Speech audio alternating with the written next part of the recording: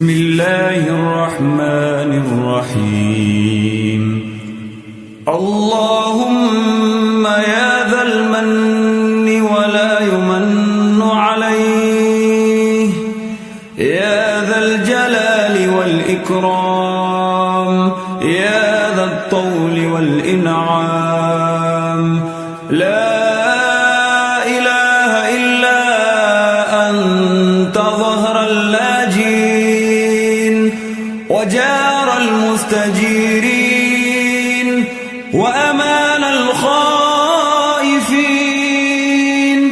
اللهم إن كنت كتبتني عندك في أم الكتاب شقيا أو محروما أو مطرودا أو مقترا علي في الرزق، فامح اللهم بفضلك شقاوتي وحرماني وطردي وإقتار رزقي، وثبتني عندك في أم الكتاب سعيدا مرزوقا موفقا للخيرات، فإنك قلت وقولك الحق في كتابك المنزل على لسان نبيك المرسل،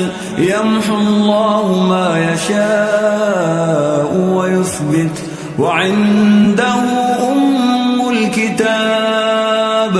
إلهي بالتجلي الأعظم في ليلة النصف من شهر شعبان المكرم التي يفرق فيها كل أمر حكيم ويبرم، أن تكشف عنا من البلاء والبلوى ما نعلم وما لا نعلم، وأنت به أعلم، إنك أنت الأعز الأكرم.